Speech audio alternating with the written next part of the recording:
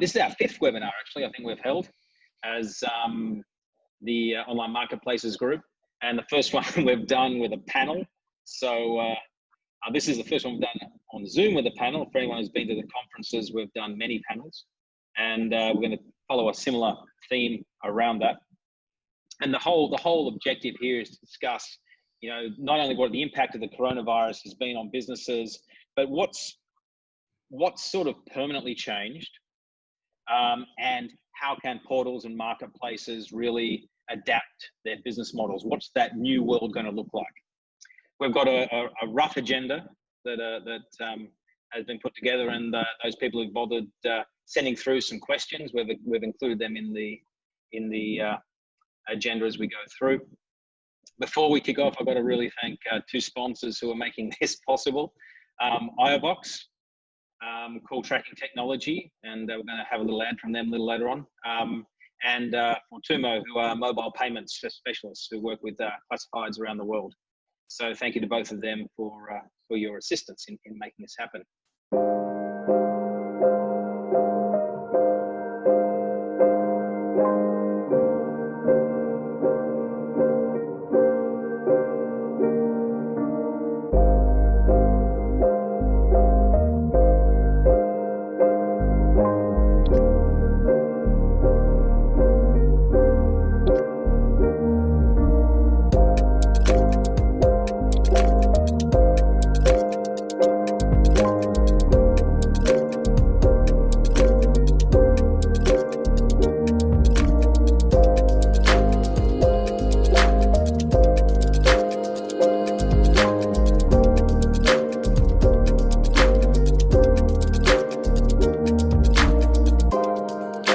State of the world has flipped business upside down.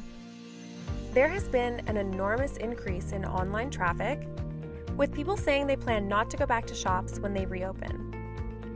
Getting the online experience right has never been more important. But are you relying on false positives to evaluate the recovery of your business?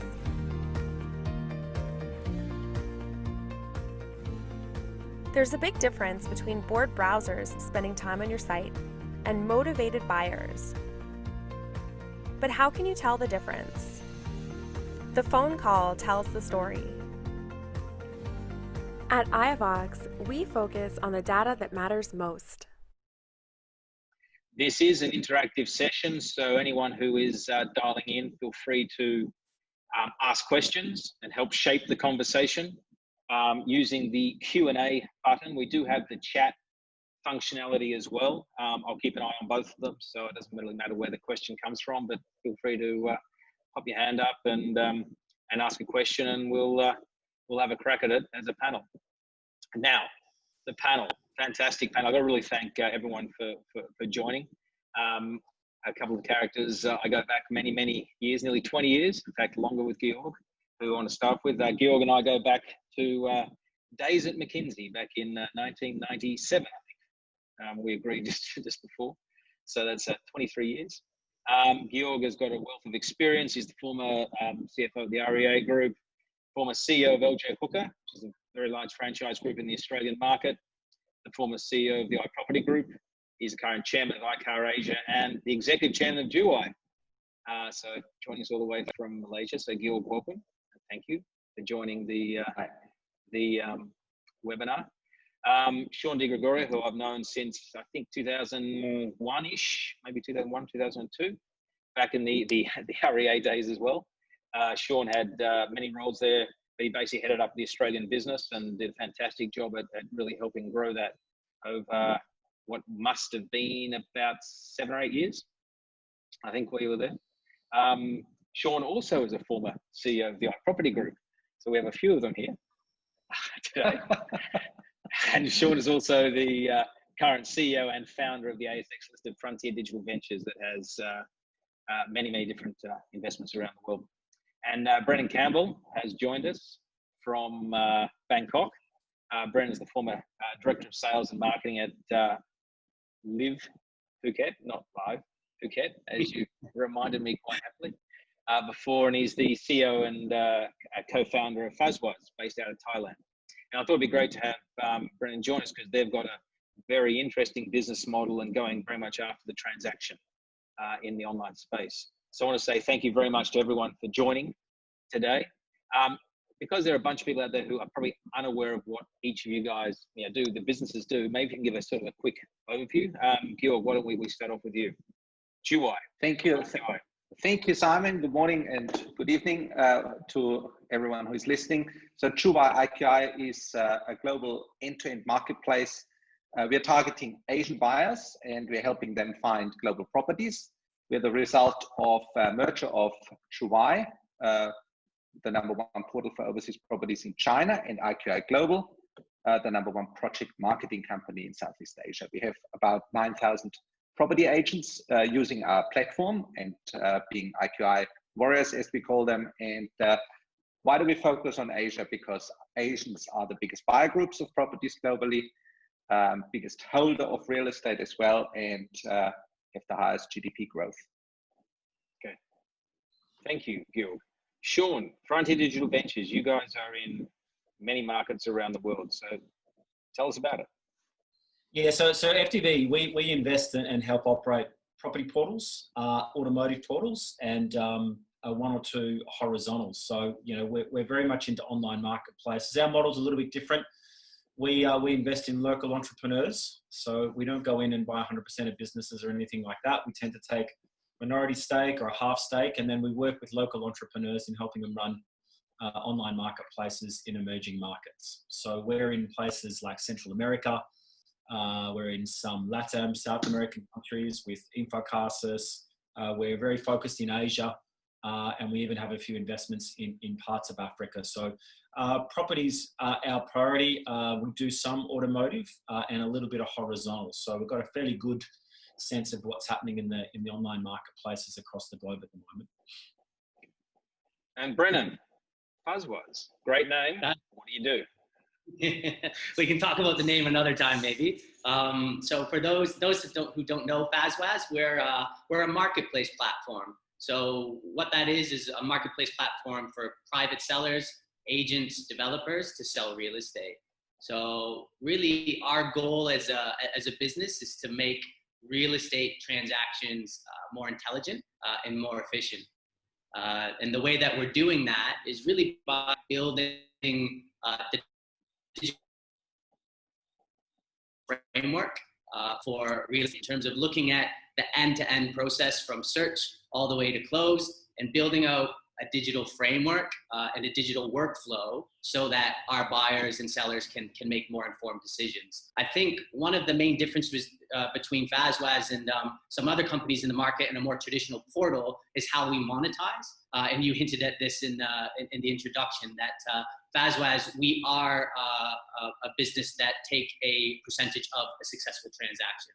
So when we're actually the portal and we service the lead post inquiry all the way through where we're actually transferring and registering the property to earn a chunk of commission. The markets that we operate in, largely most of our traction is here in Thailand at the moment, but we are transacting in Dubai and Cambodia as well. Fantastic. Well, thanks, gentlemen.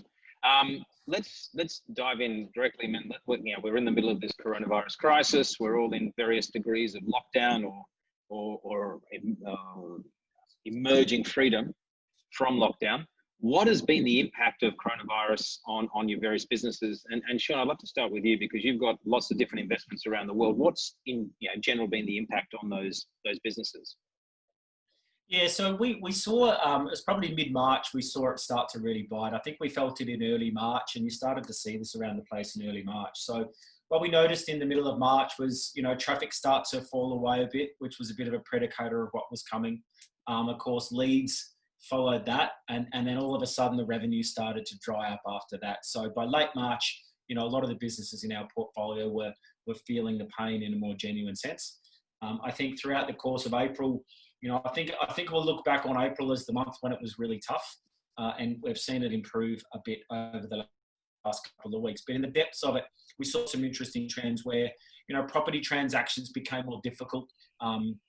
Interestingly, it wasn't so bad in cars. We actually saw in the auto space that things actually didn't taper off that much. I think a fundamental difference for us in those marketplaces is that, cars is is an inventory that's got to be shifted by manufacturers and by dealers, where with property, there's a certain amount of scarcity around. So there wasn't the pressure to shift stock as much in property. But, you know, we saw a very typical pattern where early on consumers started to go into lockdown. So they started to do, you know, fewer searches, which led to fewer leads, which led to a bit of pressure on the revenues. And then I guess in March, you know, we did a lot of work with our partners around thinking, well, if you're going to get through the next couple of months, what have you got to do?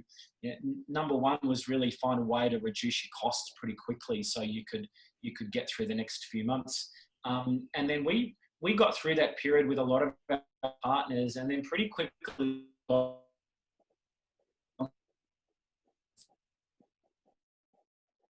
about, well, how can investors make the most of the opportunities you can take? But yeah, we certainly saw a set of circumstances back in March there that, you know, many entrepreneurs have never been through before. Not many of our entrepreneurs running our companies can remember a recession. And really it was a bit of an unusual set of circumstances for them to be in. And keep in mind that most, you know, these online marketplaces are growing at 30, 40, 50, 60, 70%. And that's just been normal.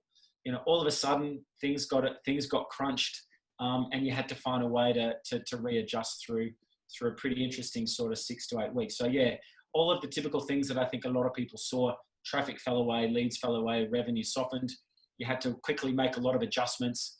But then I think if you could do that quickly and you could get past that psychologically, as difficult as that was, you then started to think, how can I innovate? How can I make the most of the situation?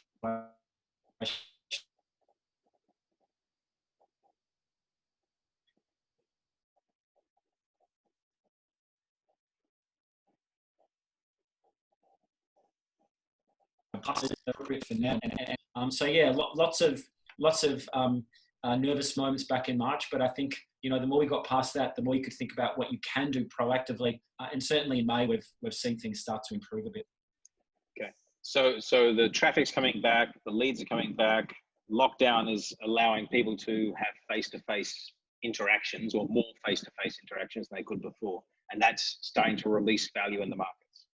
Yeah, look, I think one thing we were able to do is if you're trying to look at how the businesses were performing, the correlation between a lockdown was almost absolute. So, you know, the moment a country went into lockdown, everything just sort of stopped. You know, people stopped going out, people stopped searching, people stopped buying.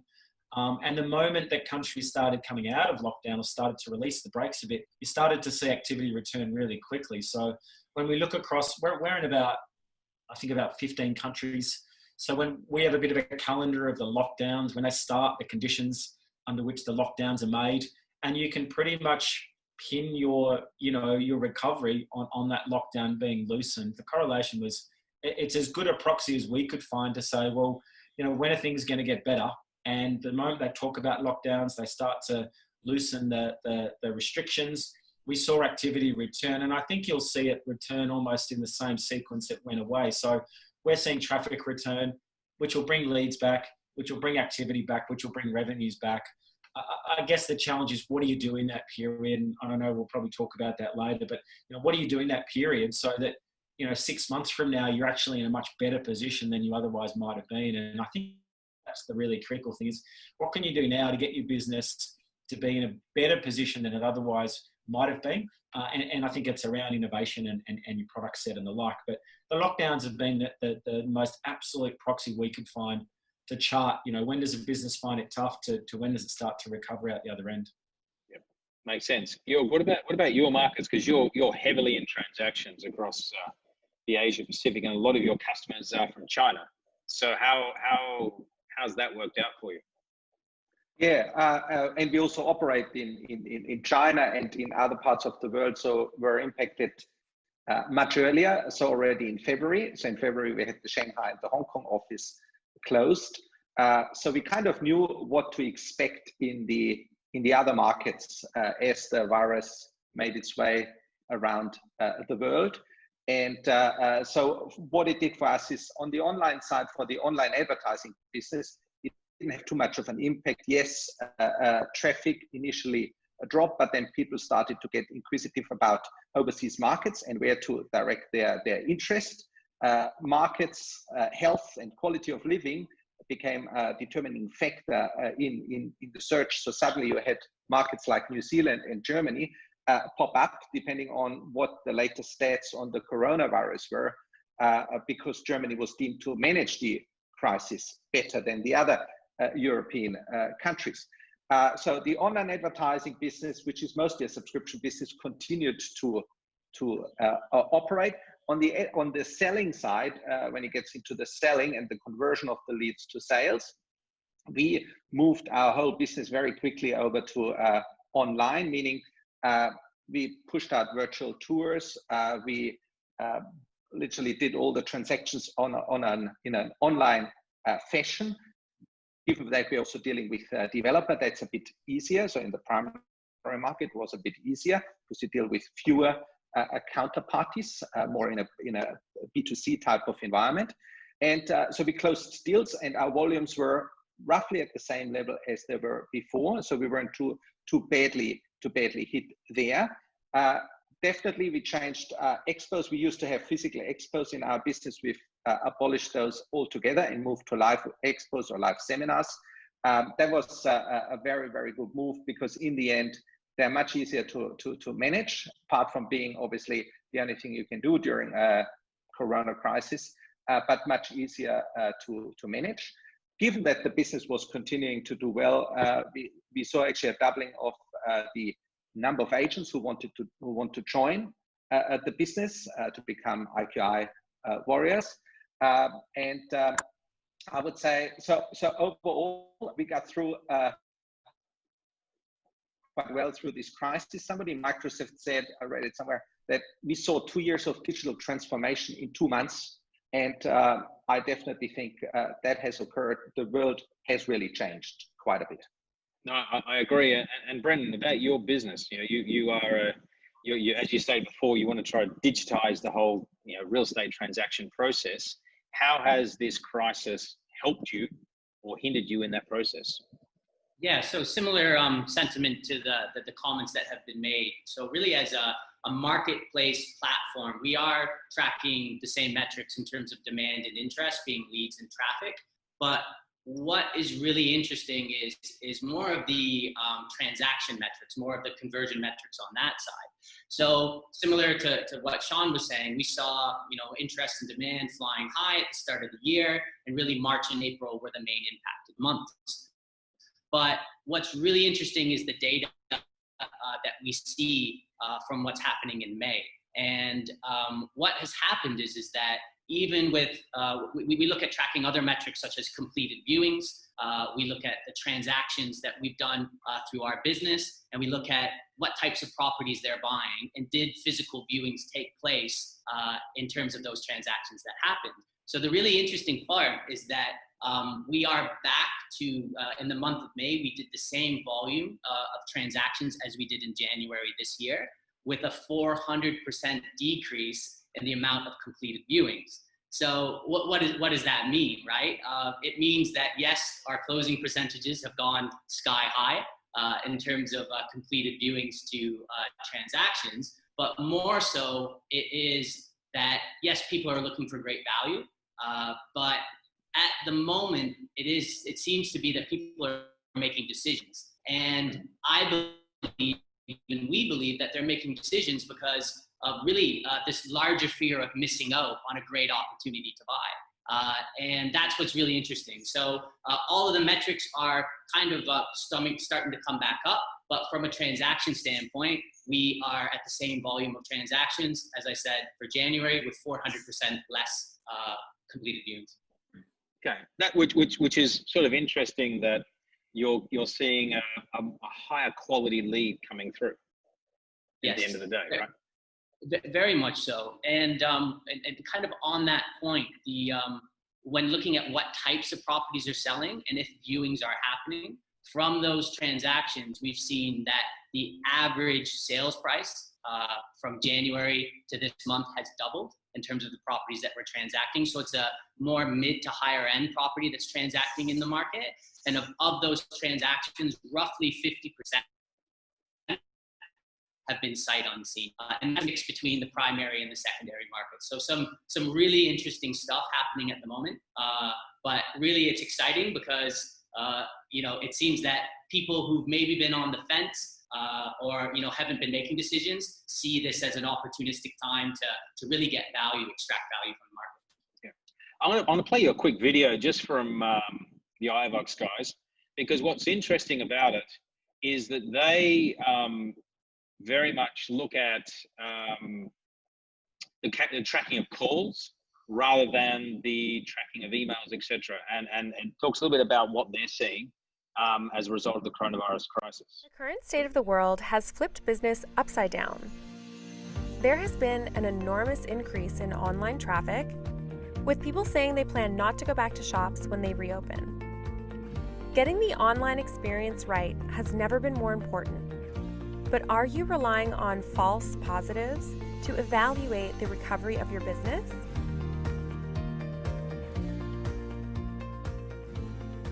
There's a big difference between bored browsers spending time on your site and motivated buyers. But how can you tell the difference? The phone call tells the story. At iVox, we focus on the data that matters most. So what I thought was interesting about that, and I had a good chat with Brennan Campbell the other day, is that, and he does a lot of work with everything from REA right through to I think it's Zoopla in the UK, and so on. He's saying that while traffic's coming back, the number of actual true leads being generated, the quality leads being generated are a lot less, and that portals need to find a way to really start to say to their customers, it's more than just generating a click or generating an email, but it's now tracking of the telephone calls. Now, what's the question that sort of comes to mind is, what sort of innovation are you seeing out there that has come because of the crisis and is likely to stick around after the crisis? Shaun, you've got all these sites around the world that you're involved in. What are sort of the innovative things that are occurring, and do you think they're going to stick around once the lockdown disappears? Yeah, look, I can't remember an instance, Simon, where something's come along and forced businesses to look at every single thing they do from top to bottom. This has been the biggest wave of rethink of how businesses work, and I think of it right from the way in which they set up their business, to how they operate their business, to the costs they have in their business, to the way they market. I think everything's been up for review. Certainly in our business, effectiveness of everything we spend on marketing, on employment, on our office space, and all of those sorts of matters.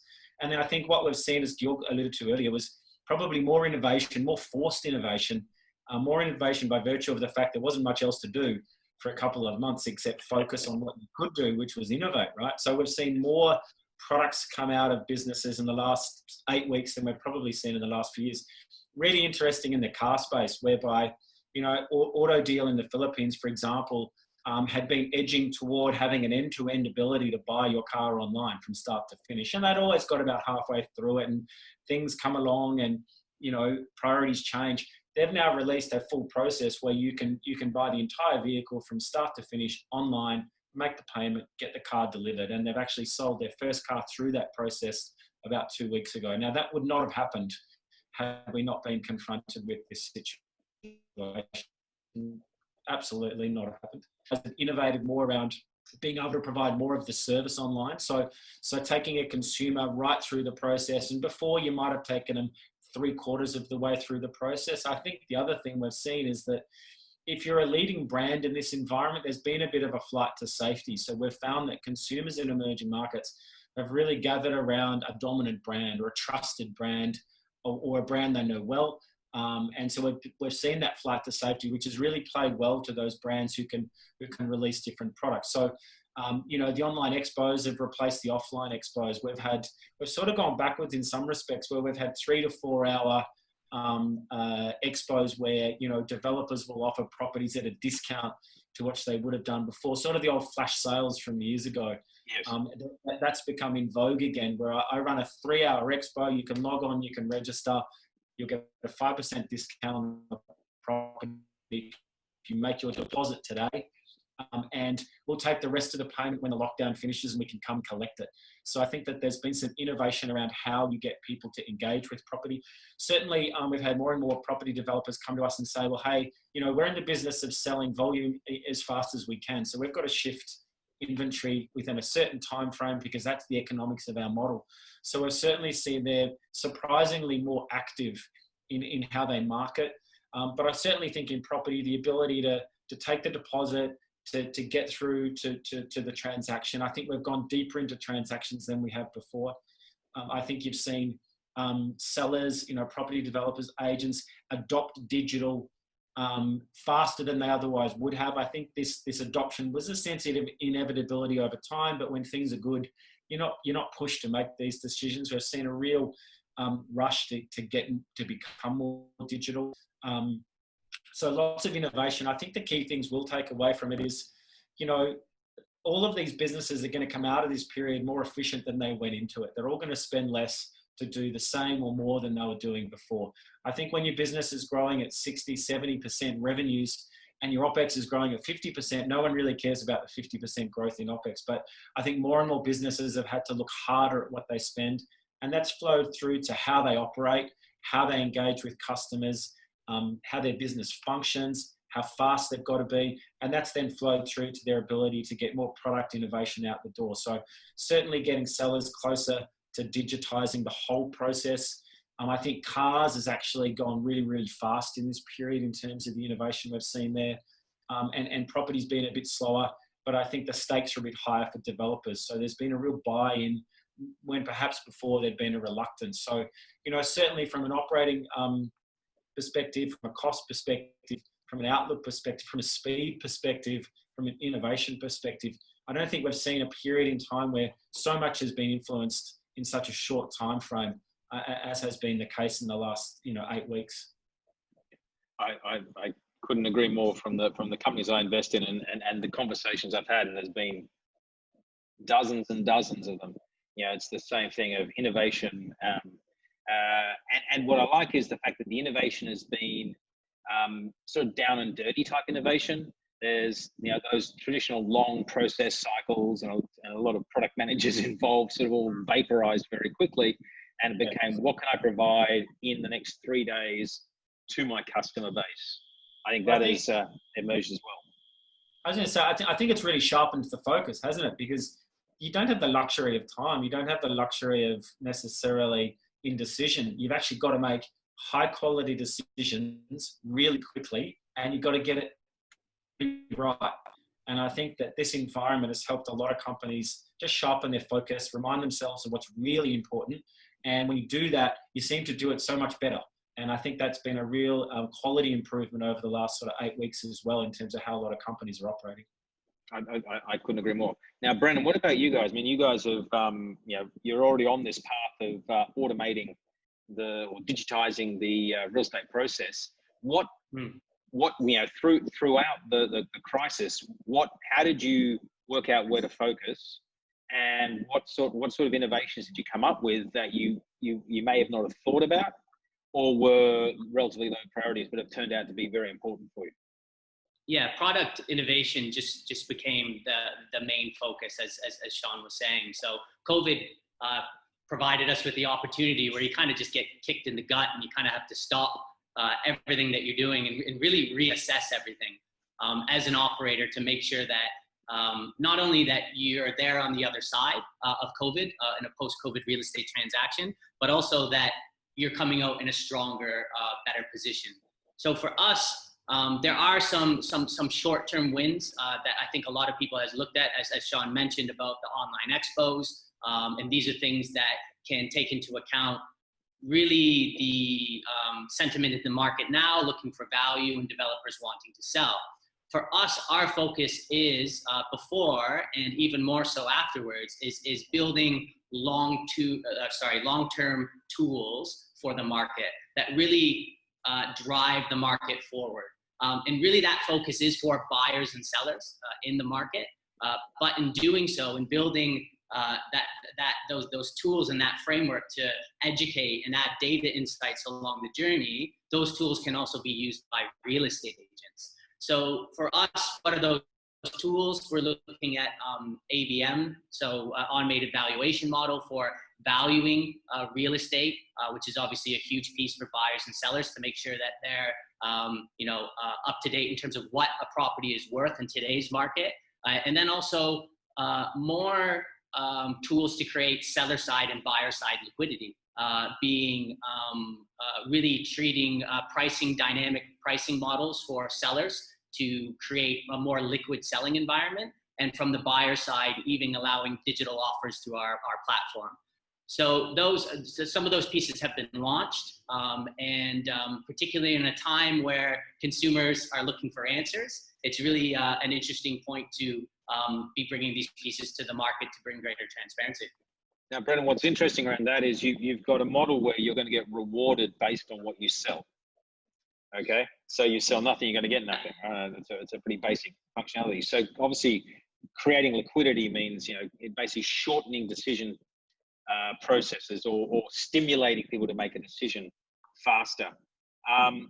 That's an interesting challenge in this market, right? Where people are more nervous. They don't know whether the house price is going to go down. They may not have access to capital because of the finances, etc. So how do you find those two forces? You're launching all these tools. That's all about speed, liquidity, make a decision faster, and the inherent nervousness in the market. Yeah, it's definitely kind of a push and pull situation. You're right. Really, you've got different levels of confidence in the market. So when you're looking at buyers and sellers, you've got confident buyers, you've got confident sellers that are more bullish in an environment like today, and they see greater upside. And I think that's what's been reflected in some of those numbers that I spoke about earlier, is that for those confident people in the market, they are willing to invest during a period because they see greater opportunity. For the less confident, then they are looking just for greater transparency and greater information in order to become more confident. So it is a push and pull. It is an education process. But as I said, it is a long-term strategy. And if you can build those tools for buyers and sellers, then in terms of the value that you offer to the market, it's very clear in creating a more transparent marketplace. Now, Georg, with your thousands of warriors that are roaming through Asia, what sort of innovation have you guys had to implement? I mean, you mentioned at the beginning, right, how you immediately said, right, everything's being done online, transactions end to end online. So what was behind that? What sort of innovation? I mean, behind it was pure necessity. I mean, online is now mandatory, and especially during those times, mandatory. So what coronavirus has done is it educated the market the hard way, how important really online for lead generation and for results is. Second bit is we became 100% focused on pure results, sales.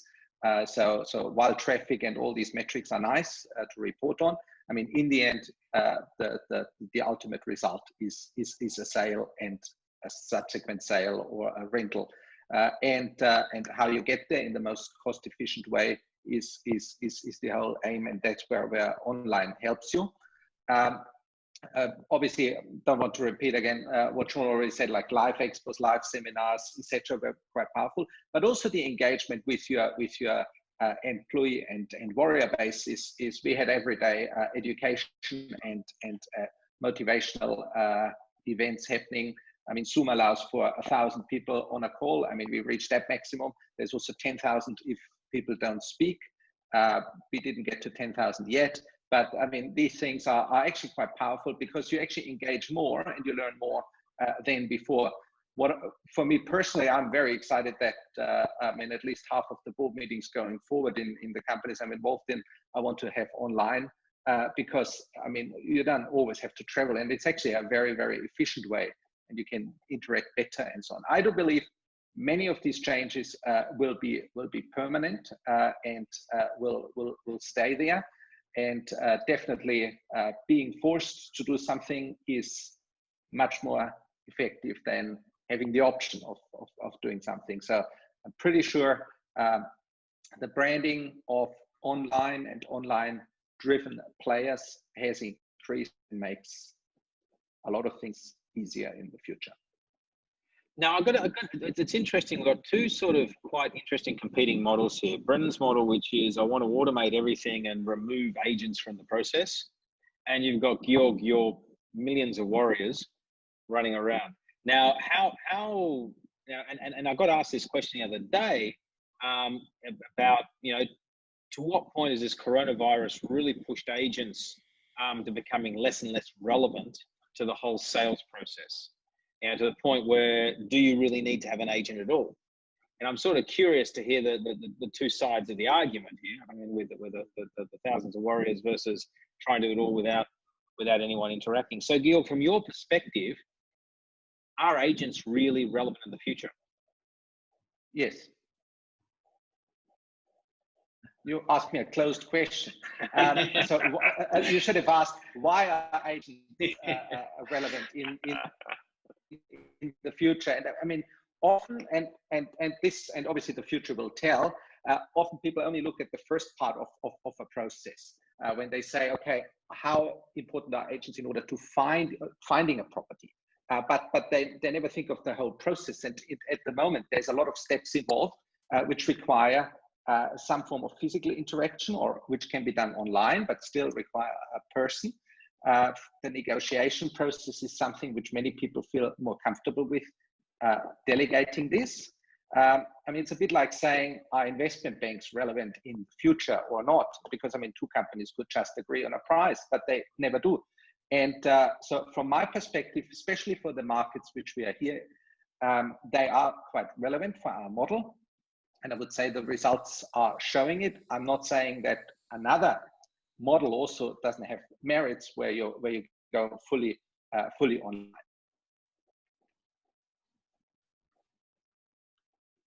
Brennan, from your perspective, as an open-ended question, are agents as relevant? And if so, how to the future or not? From your perspective. It's just a different approach. It's a different approach to servicing the market. If we look at a real estate transaction, let's say that there are 10 steps to a real estate transaction. The digitalization of a real estate transaction won't ever be 100%.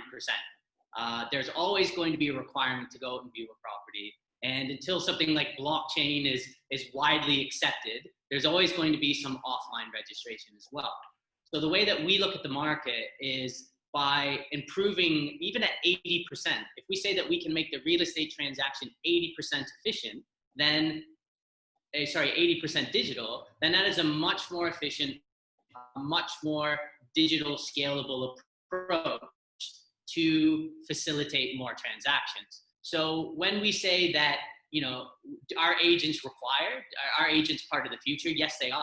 They're a very important part of how we transact real estate, but their role will be evolved to facilitate the offline elements and also support throughout the transaction for, as we spoke about before, the less confident or more confident buyers and sellers in the marketplace. What about rentals? Rentals, rentals is actually a part of the industry that would be more susceptible or more open rather to a fully digital process. But you've got to look at, who want to compete in that space with Airbnb getting into more longer term rentals as well. There is definitely an opportunity to capture there's a lot of revenue from that space, and there's the same pain points for landlords and tenants as well in terms of the offline, online inefficiencies. So that's something that could definitely be addressed through digital workflows and framework as well. Yeah, and we are already working on this online framework. So we are managing a few developments in Malaysia as well as in Cambodia using a fully online type of solution, which is kind of an Airbnb, which allows you also to open the place, etc. I mean, for regular inspections, etc., after obviously people have been there, there is a need for people at the moment, but I would say even into the future, because some things like cleaning the place and fixing it up and so on cannot be done online for the next 10 years at least. Okay. Robots. Now, Shaun, what does this actually mean for portals, though? Are they going to wake up after this coronavirus and still be advertising vehicles primarily, or are they going to move more and more into the transactions? I missed you dropped out on the first half of your question. I missed the first few seconds. I was working on an open-ended question too. Okay. Just say yes. It was open-ended. So, what's this mean for portals? That's pretty open-ended.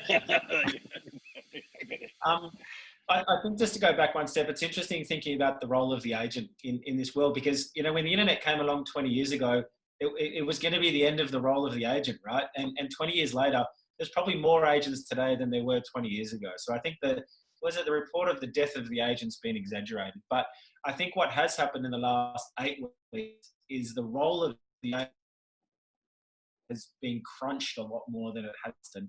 We look at the sequencing where maybe the inspection was one of the earlier things that you did.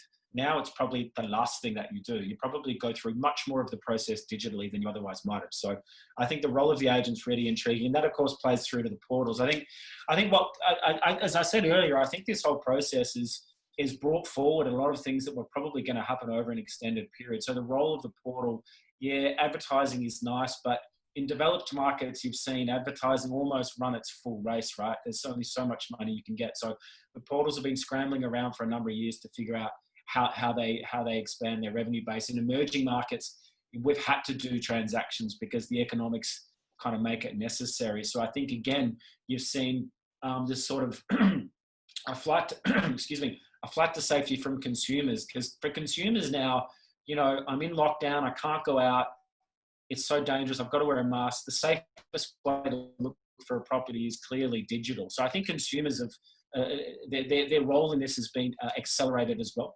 And then that sort of forces a change in behavior in sellers, in developers and others. So the portals are sitting there saying, hey, you know, I've been trying to find a way to cut through to do transactions. And all of a sudden, I've got this perfect storm, which if I make the most of it, I've got consumers who want to stay home and look digitally.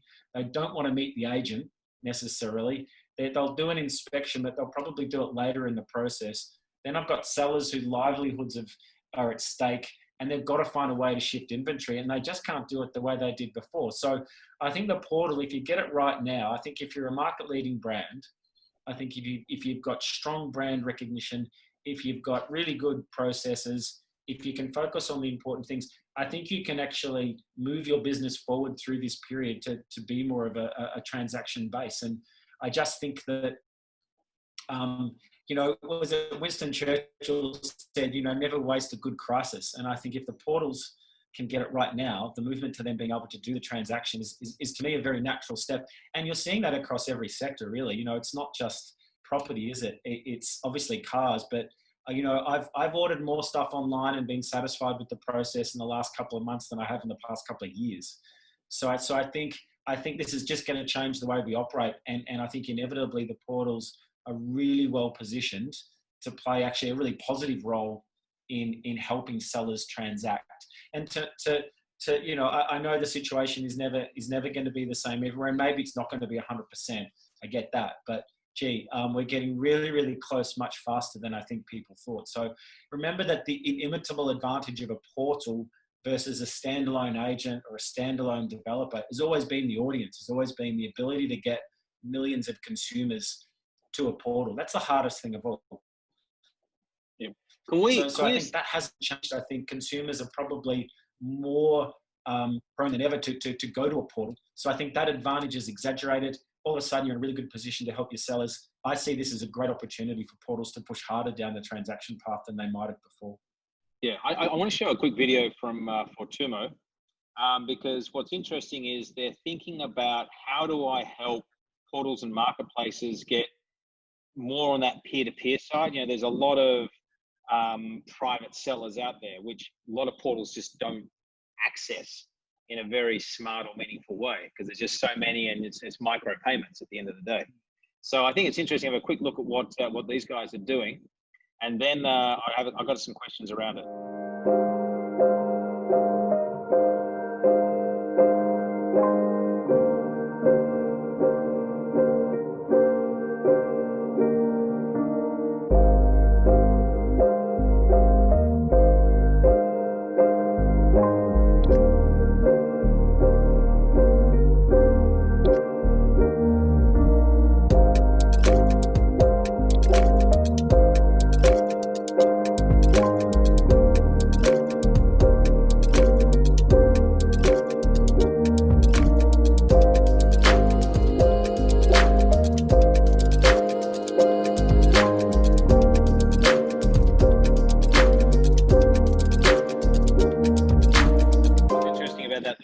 study was if portals are moving further into the transaction stream and agents are becoming perhaps more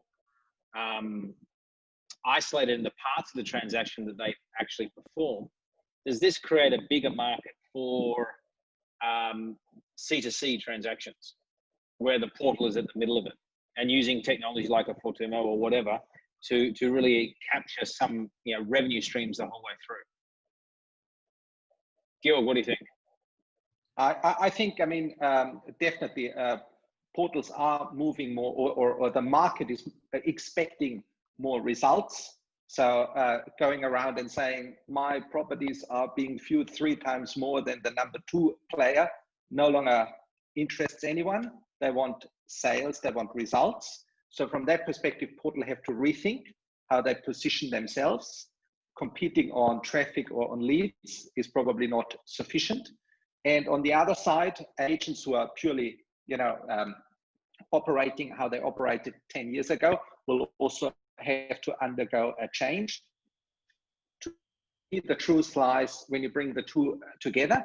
I'm not saying efficiency means that the portal takes over all the tasks of the existing agents. I believe that the agents will focus more on certain tasks and become more efficient and transact a much higher volume, and the total number of the agent base will more gravitate towards online-driven engines or platforms. So the future is, I think, a combination of the two.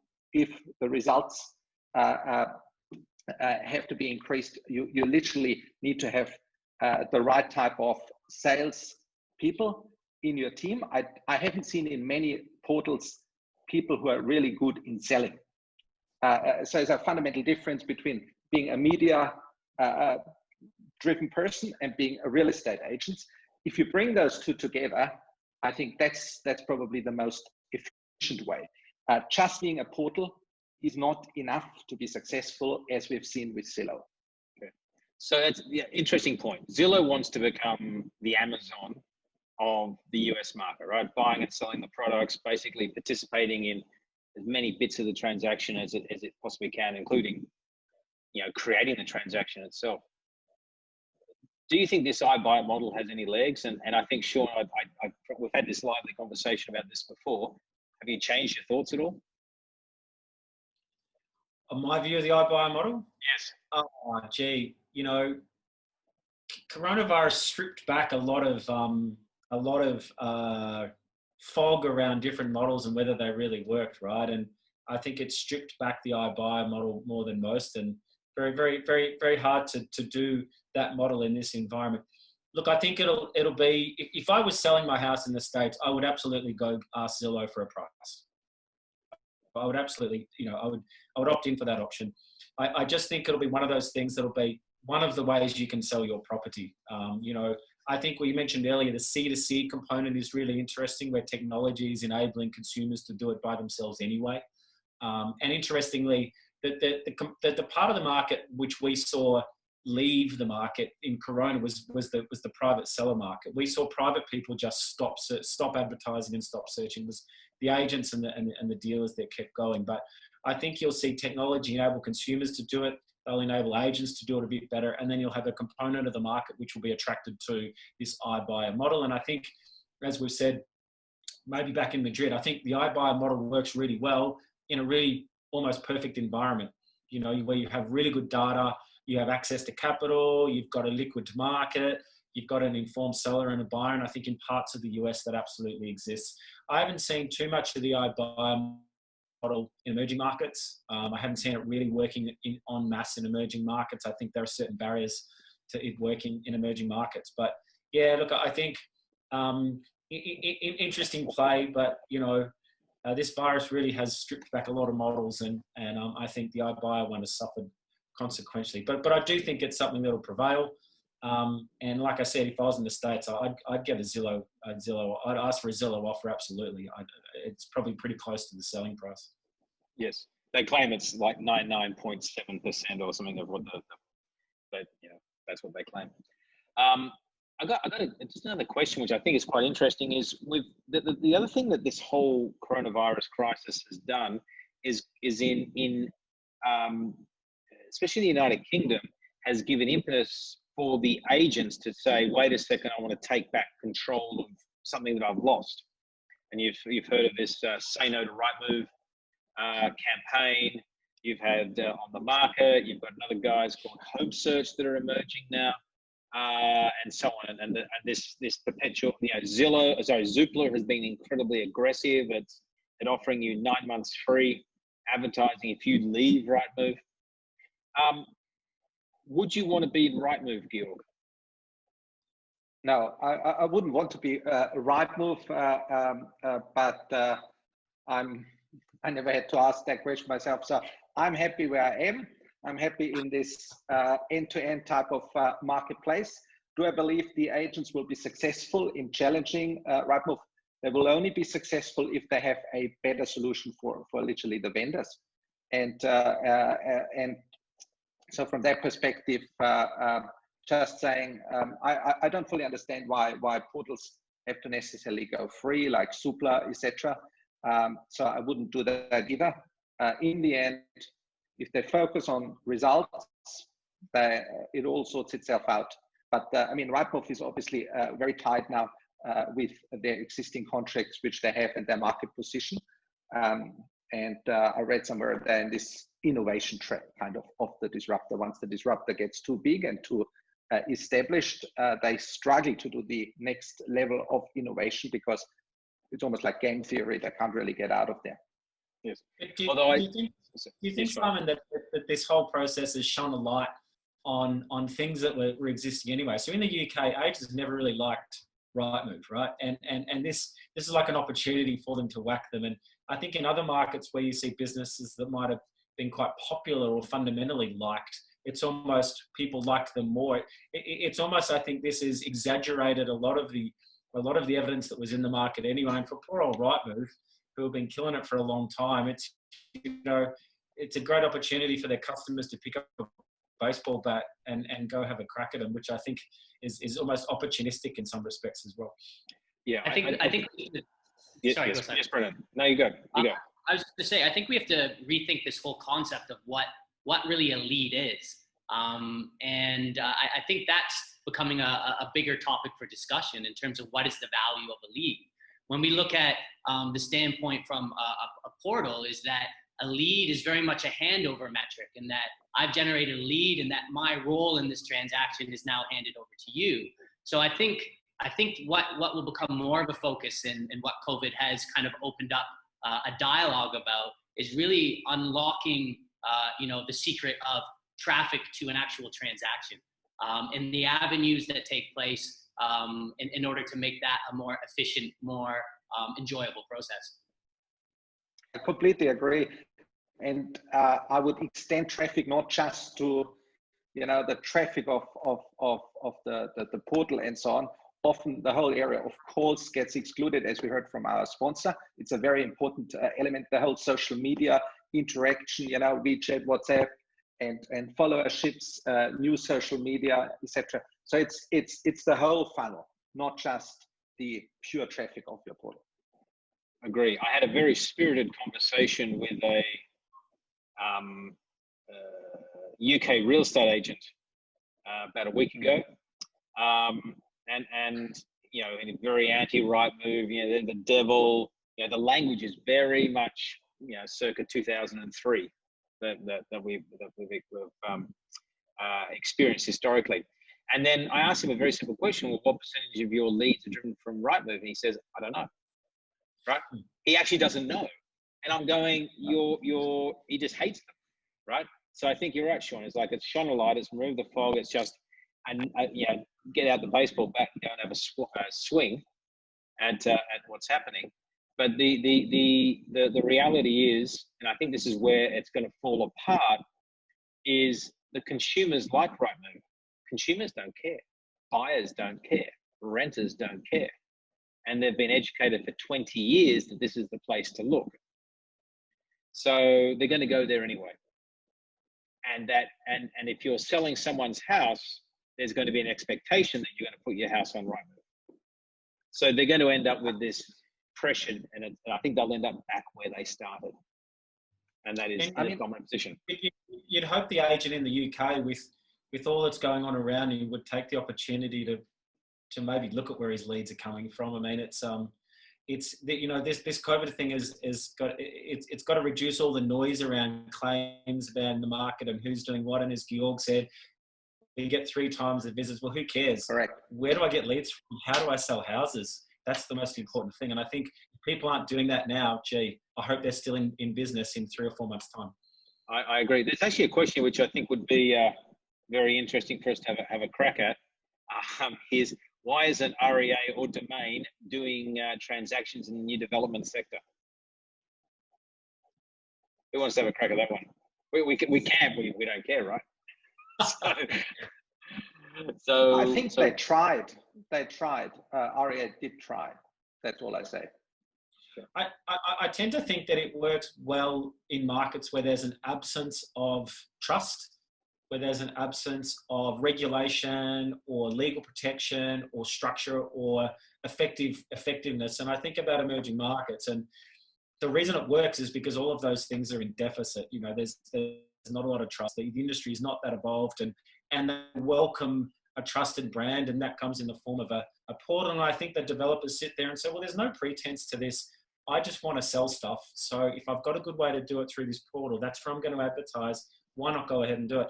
I just think in developed markets like Australia, there's such an entrenched way, an entrenched structural way. There's so much, the economics of the transaction is so valuable that no one's going to move at all unless they have to. And I just think the way it's done tends to satisfy consumers, but I'm sure it'll change in time. But I just don't think there's been the economic imperative from the developers' side to do it any differently, perhaps, than they've done before.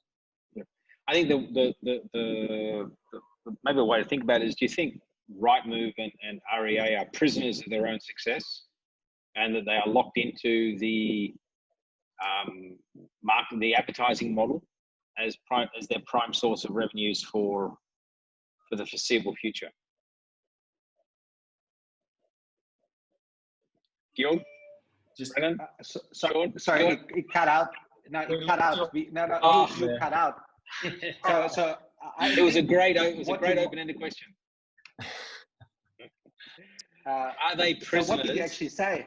Are Rightmove and REA prisoners of their own success? I don't know, but I mean, every business which literally maintains its business model for too long a time eventually needs to disrupt itself in order to be there in 10, 20, 30, 40 years. So I don't know whether it's a prisoner or whatever, but to a certain extent, it requires rethinking. I think so long as they continue to grow and make more money every year doing what they're doing, you know, the pressure to change is probably not today. I would say, and Simon, Georg, you've been in these meetings, if they're not having strategy meetings about how to get into transactions at some point in the future, we're very, very surprised. And, you know, in 5 years from now, maybe who knows, it's changed. Maybe a set of circumstances comes along like this coronavirus and forces that rethink. Maybe it forces a rethink for the sellers as well. Maybe developers actually say, hey, I'm going to cut out my project marketing team. I'm going to save my current model, which is about high touch. It's about having, you know, demo flats or apartments, expos and things like that. Maybe they say, that's all actually not going to work in a COVID world. I'm going to default to the digital presence, which might be an REA or a Rightmove or a Domain. I think it'll take some pressure to change. I still think it's an inevitability. There's opportunities in emerging markets like that for those exact reasons. I agree. And I think they are very comfortable in terms of the revenue that they are extracting from the market and the confidence that they have in their model, until somebody comes along and starts something a little bit different. So there are opportunities. We see opportunities in those markets. Yeah, I think the way I view it is there'll be a bunch of let's call them smart real estate players, whether it's agents, developers, franchise groups that have probably used this coronavirus moment to focus and really understand their digital marketing and realize that the REAs and domains of the world in Australia, or the Zooplas and the Rightmoves on the markets, are not the actual answer. They are just an answer. And that they need to get smarter about using everything from social media through to direct marketing, through whatever it is, right? In that outcome. They're the ones who will rebalance their spend, and I think will have create a good outcome. I think there's the problem is there's that big mass in the middle of people who just sort of, coronavirus came along, went to sleep, lockdown ended, they woke up. And they really didn't do too much in between, except worry about, maybe firing a few people and just day-to-day stuff. And they're the ones that will keep the portals running. They're going to be the juice and keep fueling that growth. I'm having a look at the time, and we've actually used up our hour. So I've got to really say thank you to everyone for what has been a very lively conversation, and honestly very fascinating as always. So thank you very much, Georg and Brennan and Shaun for taking the time in your various parts of the world to really chat about what the future could look like. And I don't think we came with a very clear answer, but I think there's enough there that says innovate is critical. There are opportunities that can be captured. Moving closer to the transaction is a must at this time of the cycle that we're going through. So thank you very much. I've got to say thank you to iVox and Fortumo for their sponsorship. So thank you very much for assisting and helping out here. And I'm going to leave you guys any parting thoughts. What you've sat through an hour of having a chat around the future, and you've probably done this many times with teams in various countries, Shaun or Gil, with your 1 billion warriors that you have out there. It's getting bigger, right? Every time it's gone from a few thousand to now a billion. These warriors. How does this conversation resonate with those conversations? Are you having these similar conversations internally with your teams? Gil, what's your thought on that? We definitely have the similar conversations, because obviously adopting online and so on became absolutely mandatory. So it was a clear necessity to have these conversations, and I honestly enjoy such panels and exchanges, because there's a lot to learn, and I think eventually all our models will gravitate towards a future truth of how to do business in real estate. Brennan. There's, as you said, there's multiple answers, right, in terms of how you go about doing this.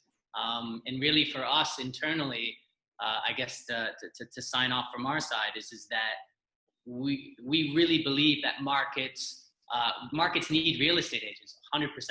They need good real estate agents. They need effective, efficient real estate agents. And we really feel that the approach isn't to build up a team of thousands of real estate agents to service a market. It's just to make the process more efficient for those people and for confident buyers and sellers who want to transact directly. So that's our answer to the question. Okay. And Shaun, you having these sort of conversations with all your various teams?